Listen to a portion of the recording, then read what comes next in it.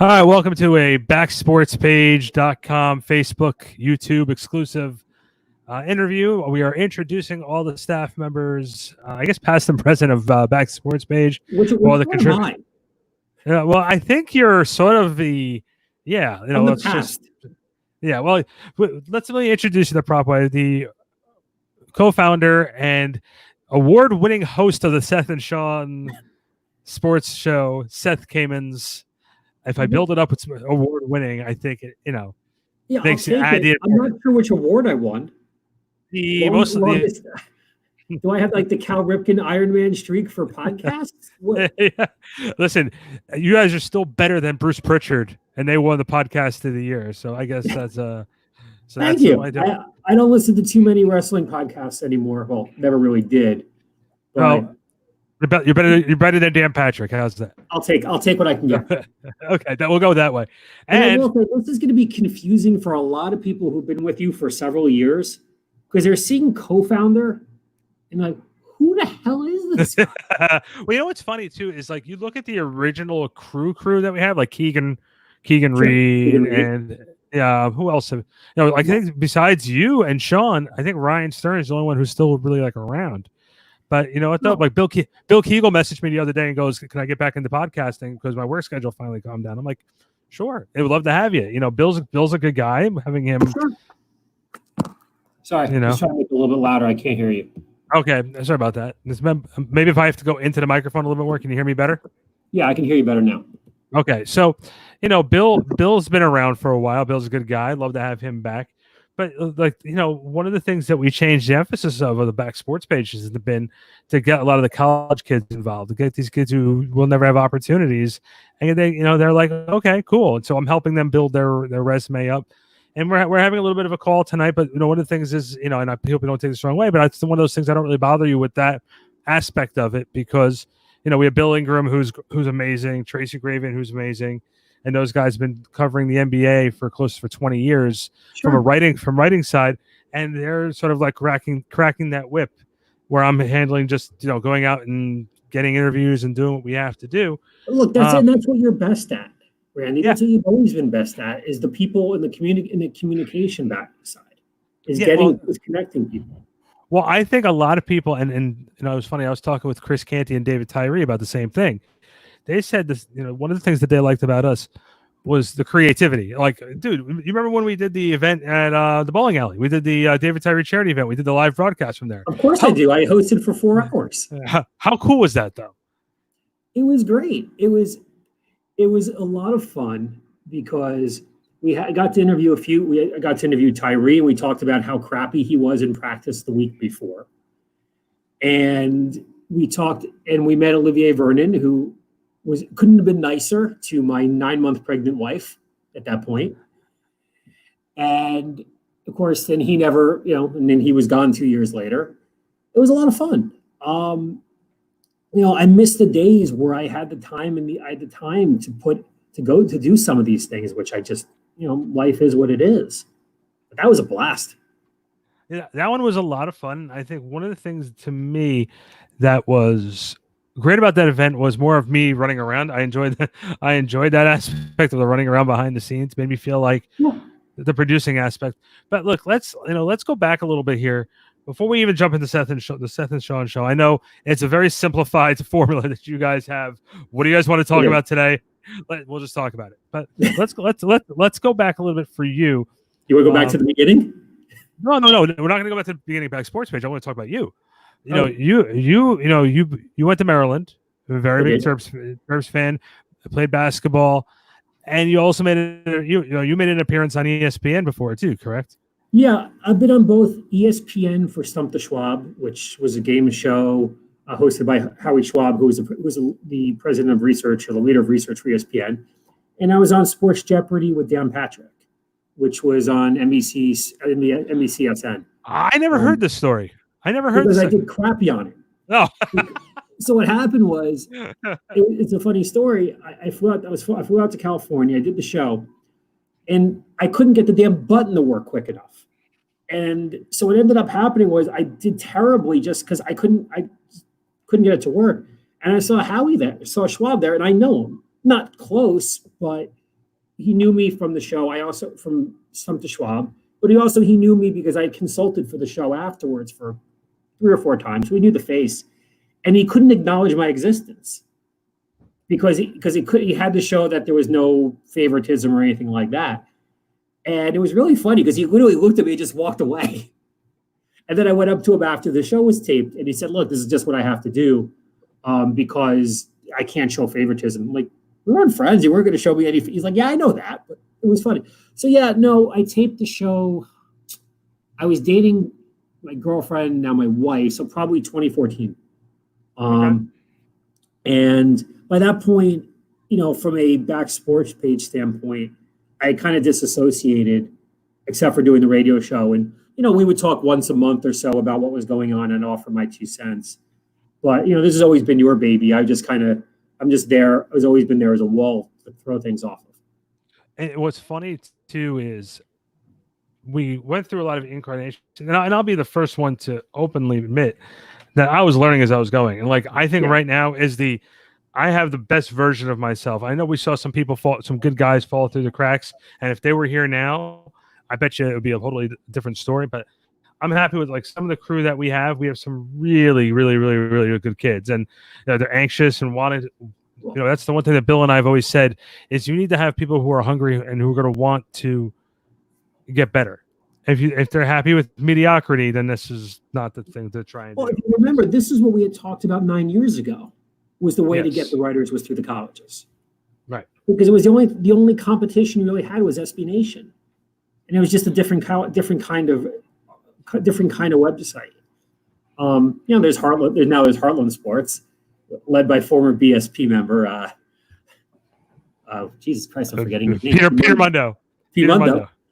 But for the most part, and by the way, who I still speak with on a consistent basis. I talk to him once or twice a year. I always like Pete. Yeah, Pete, me too. He's doing very, very well out there. And he gives us credit too. He gives us a lot of credit for giving opportunity. He and I sat there, talked on the phone, and I gave him some different advice at the time. And some of it he used, some of it he told me that I was 100% wrong. That's how it always works. Yeah. Now I'm in a different position professionally where, I try and help people, and people are going to listen to some things, and some of it's going to go in one ear out the other. And that's really what it should be.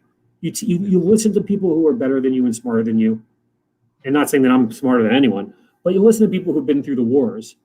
You get something out of it, and you listen and you take what's relevant to you personally. And look, that's how in my business, that's how I built it. Is I listened to people who were smarter than me, and took things here and there. When we started, it was just a different game. We didn't know exactly what we were getting into. We didn't know the right way to bring in people. And, we had some brilliant writers who were complete messes. Like Haley, rest in peace. I mean, we had guys like Keegan, who is a brilliant writer. And I haven't talked to him in years, but he didn't see the potential of the site. And that happens. But the reality is. It's funny you mentioned him too. It's funny you mentioned him too. I shot him a Facebook message, and we opened some dialogue a little bit, and we just talked a little bit. It was nice to sort of catch up with him, and all of a sudden, I see this picture of him, and he's a monster. He's a jacked monster now. And I'm like, monster. I couldn't believe it. He became a bodybuilder. He lives I think 30 miles south of the Arctic Circle, and he is jacked. It's amazing. Such a good guy, such a smart, good writer, and such a smart sports person in general. He was always fun. We had him on our show until about 2 years ago. We would have him on for hockey. You know who I reconnected with down in Texas was Jay Staples. You're kidding me. I reconnected with him. He's another one who's a good writer, but he had gone through recovery and everything else like that, and he was more interested in running a program about other people who were in recovery and stuff like that. And all power to him. And he and I just connected. I'm like, so what's going on? He goes, you still doing BSP? I'm like, yeah. And he looked at the site and he goes, the site looks 10 times better than what it was when I was around. I said, listen, if you ever want to do anything, I know I have some people down in Dallas, but I'll connect you with them and you can do some stuff. And that's the thing now. Right now we have enough New York people up here that I don't need anybody from New York anymore. I need we're separating some people. We're bringing in some people from Georgia. We have a couple from Michigan. We're getting a couple from Tampa. We want to get, Bill is taking the NBA side of it, and he's like, I want to try and get as many people as I can in the cities there. Look, that Bill gives you credibility you never had. Yeah. And I mean, Bill is a writer. I mean, look, I don't know Bill. I've never spoken to Bill, but I've read Bill Ingram for years, and to get him, involved with BSP has been amazing for you because it gives you credit. You can walk into any arena. Well, I mean, this year there's only two of them, but in normal years you can walk into any arena and have be associated with him, and there's credibility there. And that was something the first couple of years when we had a hard time with. I was more involved, where we didn't have it. I mean, let's be honest, no one gives a crap. I was on Stump the Schwab. I mean, no one cares that you worked for the Nets for a little period of time. Yeah. You needed credibility, and Bill gives you that. So that's fantastic for you, and it's fantastic for, I don't want to say kids, but for people who are trying to get into the profession, and it's an easy way in, and it's just a question of how do you deal with the people when you meet them. Do you become a fanboy, or do you act like some version of a professional? And we had that problem with a few people. I know. And what was really interesting to me too, and you just said that as well, is when we started, the website boom did not hit yet. So we got in a little bit ahead of that website boom. And what was really interesting is we did a study a couple weeks ago.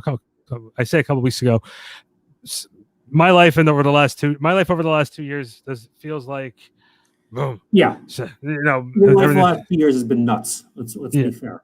Yeah. So with that being said, though, they did a check on where we were in the totem pole. Now, I don't know if you noticed, but 5.6% of all websites on the internet are sports sites. Only 5.6%.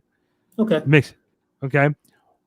Because we got in before the big boom period of websites for sports sites, because of all the people who've come to the Back Sports page, whether it was the old sites or the new one, we're in the top 3.5% of sports sites, which is not bad.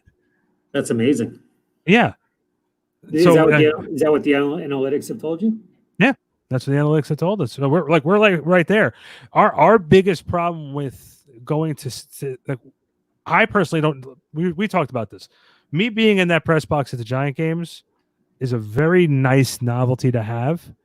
It doesn't mean anything. It doesn't mean anything because we're about telling the story of the player and telling the story. We don't need to tell the story, the game score. That's not what we do. We never been there. That was never the premise of the site because you have 10 years ago, before really Twitter exploded, you had ESPN.com, you had CNNSI at that point. You're not going to do a review of games. Nobody cares. So it was, where is there a niche where there really isn't too much coverage, where people have some interest? And what's been ironic is because of the pandemic, the last 3 months, to me, by far the best sports website out there is The Athletic. There's nothing close, but the amount of human interest stories has been absurd because there's nothing else there's nothing else to do. Yeah, and not only that, The Athletic, and I know a couple of the guys who write for The Athletic, they're I'm wondering how long they're going to last, if it's going to be another flash in the pan, like, Bleacher Report became really big and then, again, deflated. Bleacher Report does not get the same amount of... No, but Bleacher Report became clickbait. They're not real articles. Here are your 30 best NBA players of the last 20 years. Well, guess what, Randy? You and I can do that, or Sean, or Nabate Isles, or whoever. Any of us can do that. What's happened is the level of journalism, or the level of people. I'm not saying, look, Howard Beck is, I think, still associated with Bleacher Report. He's 20 levels above everybody. But the level of writer for a lot of these sites, SB Nation, which I do read, but it's not great writing. No. It's, The Athletic has really good writers. CNS, it's not CNS, I know, just SportsIllustrated.com, because the magazine nobody reads anymore, still has good writers. ESPN, and they cut half of them, has good writers. So, it's The Athletic will serve. it's almost like the National, which was the Frank DeFord daily sports newspaper, started 30 years ago, that they thought was going to be the dream, and all the great writers went there, and it folded in a year. Now, I think the Athletic has some financial backing, because otherwise, I don't know how they'll survive. I think they're going to get bought out. A year to me doesn't make sense. Yeah, I think they're going, because Dan Duggan, who covers the Giants, for the Athletic, Dan, I almost want to ask Dan. I'm like, what's it like over there? Because Athletic brings in a lot of stringers. They bring a lot of freelancers as well. But I think from what I'm getting, like, I know that they're trying to build it up enough for it to be bought by someone, because Bleacher Report was bought out by Turner, by Time Warner, and it's taken a dive from it totally changed its business model from when Time Warner bought it, and then it changed again. And I know I'm friends with a couple of the writers who work over at the Bleacher Report who cover the Giants, but they don't even have full-time access. I have more access than they do, which is crazy. And now it's funny. Now let's transition a little bit before we jump into the show about the pandemic and the effect it's going to have on sports media. Like, the Yankees sent over their media policy to me, what's going to be going on. 35 writers per day there. They're not allowed in the clubhouse. They're upstairs in the 200 level. They have to send their requests in who they want, and they do a Zoom call from their seat to the computer from the clubhouse. And then they have open press conferences, and if you want to ask questions, you have to press the raise your hand button on Zoom. Yeah, that's what's happening right now. Yeah. So, you know what? But that's right now, post-pandemic media coverage that's what's going to be. You're not going to have a lot of internet sites there unless you are a, established, I'm wondering how many people from the press room that I'm in are actually going to be there this upcoming season, if they even have a season. I know that's our next big question is the NBA really going to happen? Is baseball really going to happen? Is NHL really going to happen? Is NFL really going to happen? I think the NFL is going to try and make it happen because of the money. That's the main reason why they're going to try and make it happen. We talked about that. There's a provision in the CBA which will be very, very difficult for the league not to happen, because I don't think the players get paid. I think called a thing of force majeure, something along those lines. And yeah, that will be difficult. The NBA, I don't see how they do it. Just because of the physicality of the game. You already have 20 people who've been found positive. Who the hell want? Yeah, I'm wondering how it's really, really, really going to happen. I'm not sure if it's going to. And look, you already have your third facility in a week shut down. That's it. I think it's going to be game over. Milwaukee Bucks just shut down. Milwaukee, where nothing is happening. Milwaukee. Okay, so let's talk about Seth and Sean Sports. You guys have been the staple with us for the longest time, and probably get the least amount of love. We do. But we do it more for the love of the game than for. But yeah, we don't ask for much from you guys, and we don't get much from you guys. Let me ask you a question. If I asked you to describe your show, if it's someone who's just going to find you guys to listen, what's the best way to describe Seth and Sean Sports? It's like two guys at a bar watching a game and drinking a beer and talking sports, and then making fun of each other because that's just what we do. I used to make fun of his dating life. Now I still do, but it's not quite as funny when I am married with 2 kids.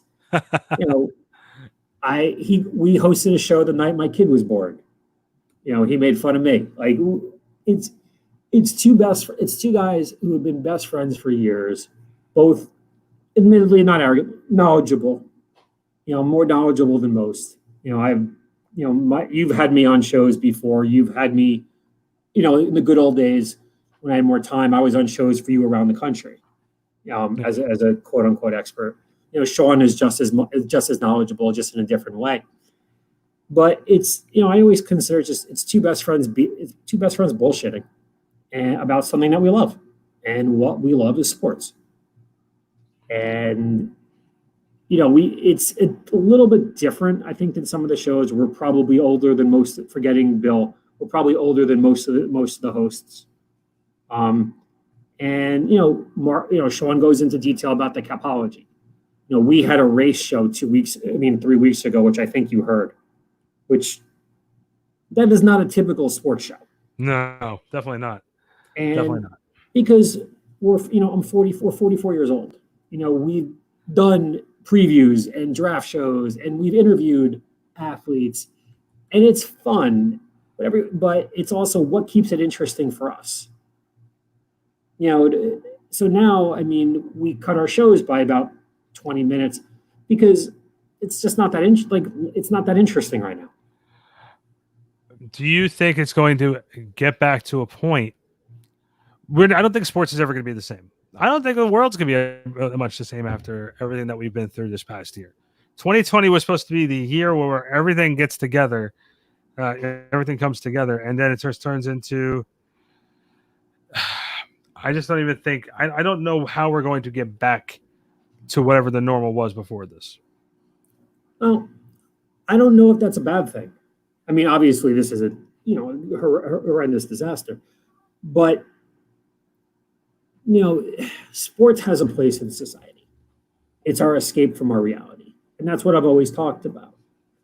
And I don't think that'll change. Maybe it'll be a little. What'd you say? I was about to say. I just got a little note here from NJ. This is courtesy of NJ.com. That Governor Murphy is hitting the pause on reopening New Jersey as coronavirus rate transmission rises. So that means the governor is now pausing everything, and he might start shutting down after what's going on with the beaches. Yeah, look, I think it's going to be interesting. We have a year of this. We're going to have a vaccine. My guess is around the end of the year. Typical vaccine takes 12 to 18 months. My business partner, who you know very, very well, my other business partner. Who offers his congratulations, by the way. Thank you very much. Thank you. For those who don't know, I got engaged over the weekend. So yeah, woohoo, go me. He actually asked me. He's like, "You knew and you didn't tell me." I go, "I didn't know what was happening then. I just knew it was happening sometime this summer." So, his brother works at Johnson & Johnson, and they've been working on this since November. And the conclusion I've come to is that, well, typical vaccine takes 12 to 18 months. So they started doing this in November. Even with cutting corner, it's not that the vaccine's taking longer than usual. It's just that it's been a lot more potent than anything we've ever had to deal with. And there's going to be certain strands too. There's going to be certain strands of it. I do think that for all intents and purposes, 2 to 3 years from now, it will be back to normal. Yeah. 95% of it. Look, after 9/11, did everything, nothing was ever going to be the same. Well, to be honest, most of it did. You go through security a little bit tighter at the airlines, but there's a little bit more security in general, but it's not, the world didn't overwhelmingly change. Mm-hmm. You had the mortgage crisis in 08 and 09, the financial crisis, nothing was ever going to be the same. And from a sports perspective, the Mets sucked before 9/11 and they sucked afterwards too. Yeah, they did. And what's going to happen is, look, I think I've come to the conclusion I don't think this year in sports is going to happen. Sean came to this conclusion 3 months ago. It took me longer. I just don't see it. I do think it'll be back in 2021. And I think it'll take a year. I think it'll take, with the exception of baseball, which I think is going to be annihilated by this. I think within 2 years, for the most part, it'll be back to normal. People will be going to games. I don't think in 2021 you're going to have full population. I think people are still going to be very wary. But, nobody blames basketball. Nobody blames football. Everyone blames baseball. Because baseball was the sport where they could have been played and should have been dealt with months ago. But because of the union, the hatred between the union, the players' union, and the owners, it's kind of dragged its feet in. And now, we're at a point where it'll play, maybe somewhat, but nobody wants to hear, the reality is nobody wants to hear about millionaires and billionaires complaining. And not only that, but I also think up until the George Floyd incident, I don't say the incident, the George Floyd situation. Whatever you want to call it. I think the NBA was all gung ho about trying to get back. And I think after that happened, I think there was a contingency of players who just didn't want to come back. And they're looking for reasons to not come back. And they're using I think there's some people who are very pro, Black Lives Matter situation. And I think other ones are just looking for excuses not to play so they can still collect money. Because they're guaranteed, those contracts are guaranteed. Unlike the NFL, NFL players' contracts are not guaranteed, and that's why they want to go play. Exactly. I mean, and that's why it's very easy to hear. It's sometimes hard to take seriously commentary from someone making $30 million a year that they don't want to play and they want to do this, this, and this. Mike, personally, I never stopped working, and now what I do is not anywhere as difficult as what they do as a professional athlete. But, we opened our offices 2 months later. It took time, but we don't have to be within 6 feet of each other for the most part. Basketball is a physical game. I don't know how you avoid it. Baseball, I can see, because baseball, for all intents and purposes, you don't have to be right next to each other with, small, with occasional, splits in that. Football, I don't know. Hockey, I don't know. Baseball, always made the most sense. Yeah. For me, I'm wondering what, like you said about the NFL. The one sport we're not talking about is hockey. That's the one that's really, to me, is because hockey is falling off for all intents and purposes. It used to be the big four, now it's the big three. Hockey has been rendered relatively irrelevant in the U.S. There are still, certainly the fans are huge, that the follow are huge, but the number has decreased enormously. Right. And that never recovered from the strike. I forget what year the strike was. And how Bettman, they had an ESPN contract for somewhere in the 8 to 9 digits. Now they have NBCSN, which nobody's even heard of. Mm-hmm. And it takes something mind-boggling to hit for the NHL, other than the Stanley Cup Finals, to hit the front page of ESPN or the front page of Sports Illustrated. But do you think, though, at the end of the day, let's say hockey's the only one that comes back. Okay. Hockey's the only one that makes it back. Do you think that those numbers are going to be ground swelling because people are just hungry for sports and they'll take anything? I have friends. I have people who've been on the show. I have people who've hosted the show with prior to Sean, which shows you how long ago this was. They're now watching Twitch and watching esports. And they're desperate for something. I got 2 kids under 4. I'm okay. I'm busy enough. I miss basketball. I miss college hoops. I'm going to miss like hell college football in the fall, excuse me. I'll watch hockey, but I'm busy. There are people that live and die this, and I love sports. It's always been my escape from my reality. But if I have to go another year, I'll be okay. This is life. And hockey will get a groundswell, but it'll be a temporary blip in the screen.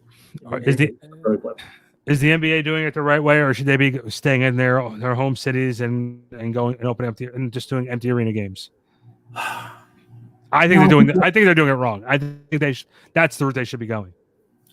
I don't know. I'll be perfectly honest. I don't think there's a right or wrong. This is such an unprecedented time and such unprecedented issues that I don't think there is a right or wrong way, to be perfectly honest. I think how the NBA has approached it has been correct.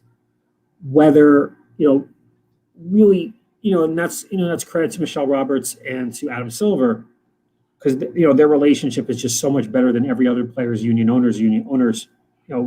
Yeah, did you notice that too? Are you seeing that also? Are you seeing that too? I've never seen the president of the Players Association and the commissioner sitting next to each other at NBA Finals games before. Remember when Silver came in? His first thing that he did of significance was kick out Donald Sterling.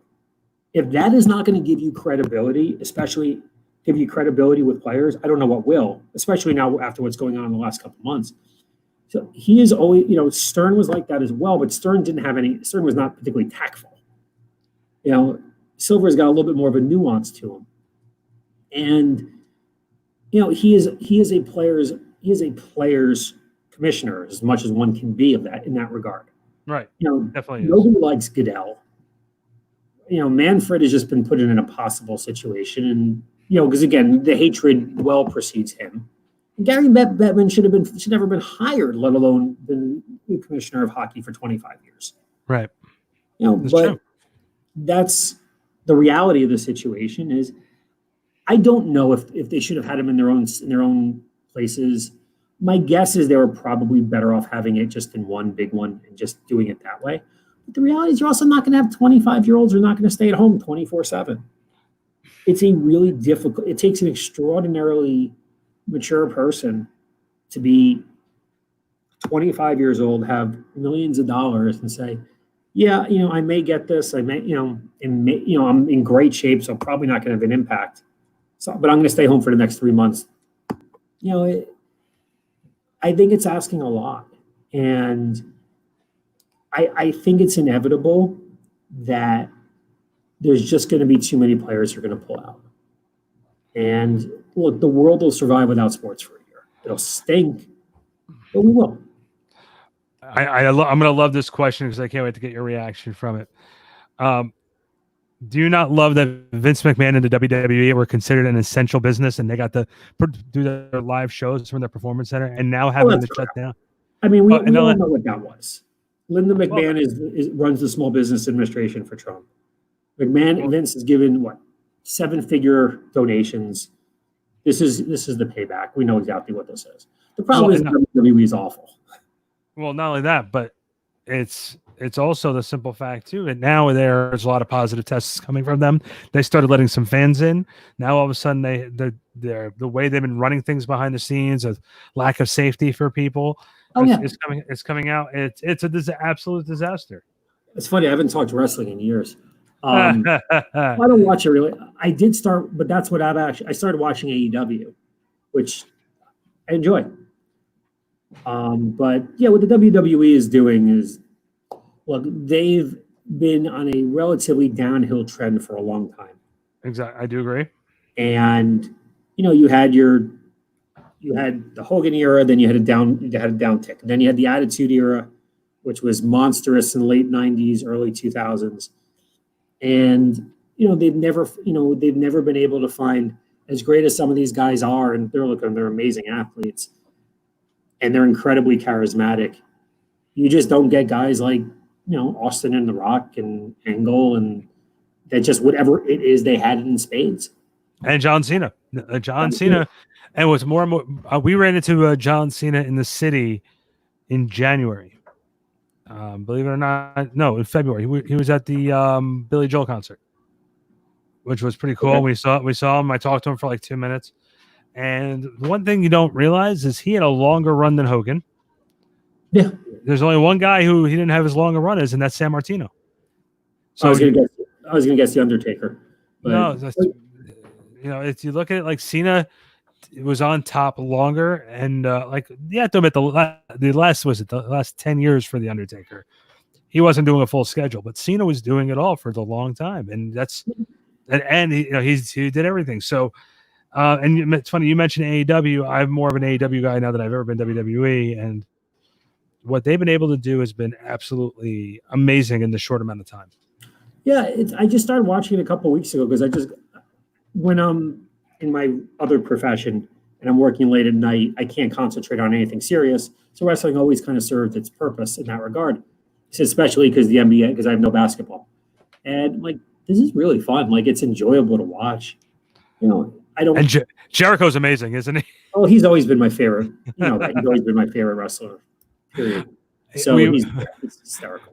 We watched him the other night. He was doing commentary, and one of the guys was wearing jacket with tail, wrestled with this little vest with tails on it. And he made a comment. He's like, "I told you, you can never trust a guy wearing tails. I've been telling you that for years." You hear commentary lines like that. It reminds me of Bobby the Brain Heenan. Yeah, well, he is a great announcer. He's a great wrestler. He's extraordinarily charismatic. He's fun to watch. Yeah. So, a couple more little things before we wrap this up. The point of doing this interview is we're introducing everybody to the world of people who've been involved with the site, and creating content on social media. This is on YouTube. This is on Facebook. From where we started to where we are now, it's amazing on how we are now able to broadcast on these platforms.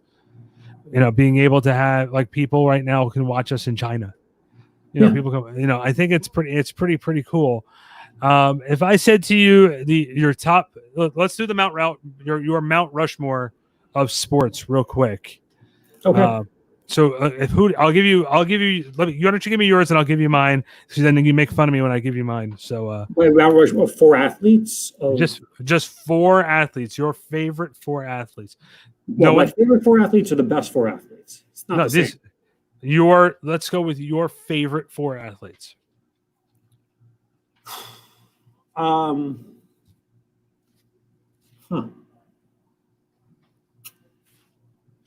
Okay.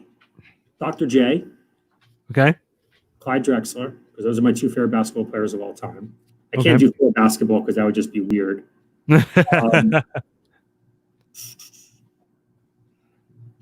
Federer. Okay. And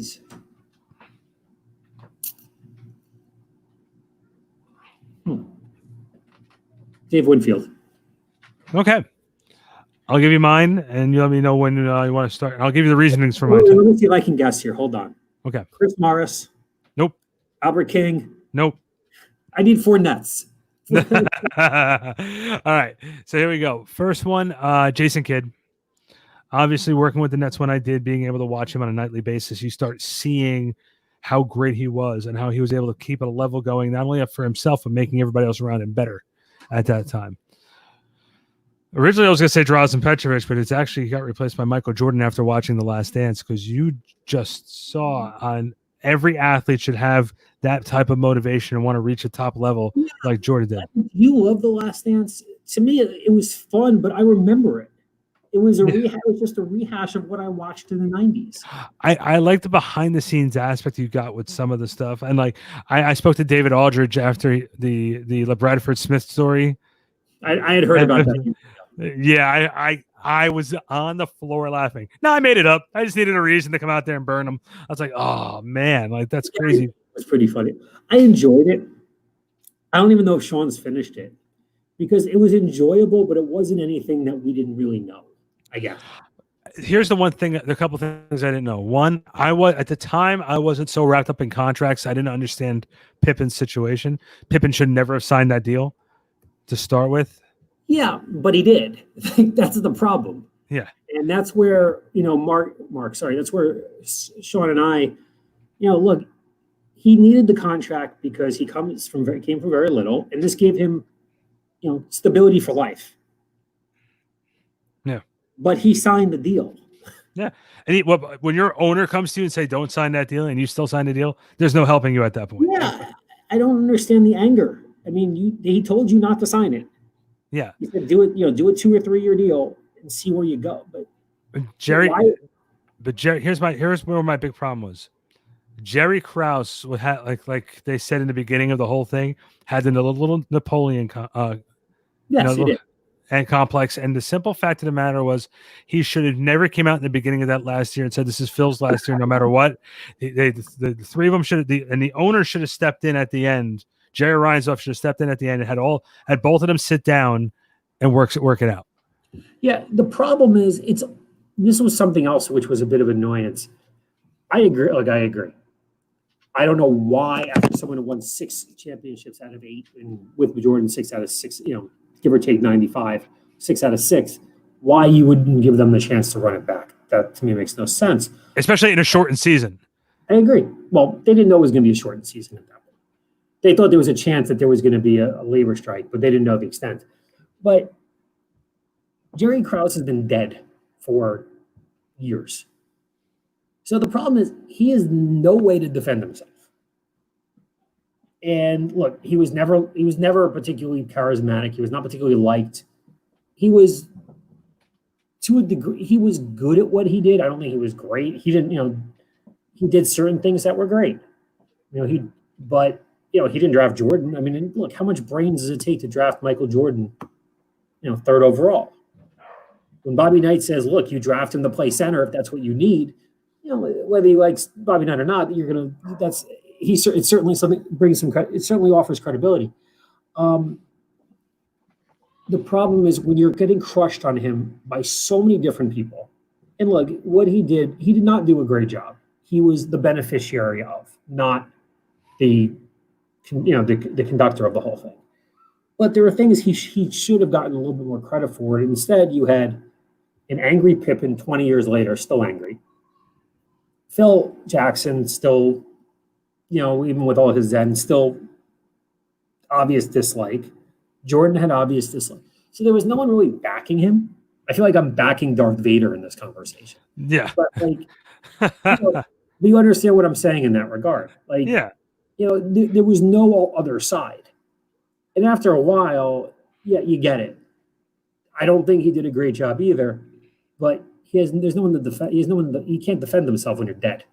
Well, not only that, but hearing the story that Phil said that he's like, yeah, I made the suggestion to Jerry that the three of us should sit down, and Krause comes out and says, I have no interest. Again, I understand all those perspectives. I understand Phil's perspective where he's just like, the relationships just come to an end. Yeah. And Michael's like, I think Michael had to be a little bit more understanding and saying, listen, I'm either playing for Phil or I'm not. And I think, and Jordan said that he pretty much was assured that if he was able to talk to everybody, if Phil would have stayed, he would have gotten everybody back there for another year. Yeah, I agree. You know what I mean? I'm not defending Krause, but it was a very one-sided documentary in that regard. Yeah, I agree. And without the yin and without the yang, to me, it was a really fun highlight reel. And the access to Jordan was interesting because nobody's ever had it before. But and look, hearing some of these things about with Peyton and with Barkley and with all these other guys, it was enjoyable. I'm glad I watched it, but I've told you I don't think it's anywhere near the best documentary on basketball I've ever seen. I don't even think it's close. And it didn't move the needle either. You know what I mean? Like it didn't. I think, like you said, it was enjoyable to watch. It gave you a little bit of a break from the pandemic at the time, but it was, now here's nothing in the world. The problem is with the way the world is now, there's not much you can do to get out of it. There's no hole to hide in forever. So it was a nice respite, what it was really good for is I had a guy who calls in the show from time to time. He's around 33, 34. And he's always said, Kobe is the best player he's ever seen. He's a Kobe versus LeBron guy. I'm not going to get into that discussion. That's fine. And he said, I never, until I saw this, understood the aura of Jordan to the degree. He's like, now I get it. Yeah. Yeah. That was what the point was for people who in their 20s and 30s, early 30s, who never really saw it. That's who this was for. And it's for, I remember the Jordan 63 game against the 86 Celtics, which is probably the greatest team of all time. I remember the game. I was watching on my parents' couch. I was 10 years old. I saw all this. So it was a nice track down memory lane for me. And the other two on my Mount Rushmore list, one is Derek Jeter, just because, look, we grew up watching him. Yeah, he's Derek Jeter, and from a media perspective, he was a guy, and like you were there with me when I got to talk with him for a minute or two. He's a guy that lets you on the patio, but he doesn't let you in the house. He was the most boring interview I've ever had. Yeah, but still, from a consistency and a leader, it's exactly what you want on your team for every team. And then, in a similar stance, especially from a New York perspective, knowing the media and the fan base and how he was able to put all that aside and just try to do his best to perform, was Eli Manning. And I'm not just saying that because I was around him for a long time. I'm saying it because he got crushed all the time. Physically, because no offensive line since the last Super Bowl. And figuratively, from the newspapers and the fans, doesn't get the appreciation or the love that maybe he should. Do you think he's a Hall of Famer?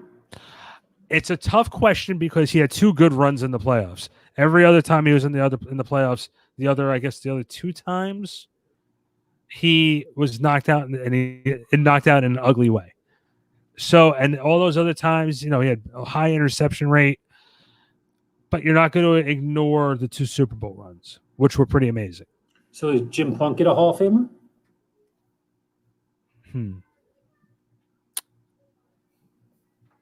Exactly. You talk to 20 different people, you're going to get 20 different answers on that. Yeah, question. that's one Sean and I have been pretty consistent with. And he's a diehard Jets. I'm a diehard Giants. I don't see it. I just don't. I never have. His best year, unfortunately, was the year Plaxico shot himself.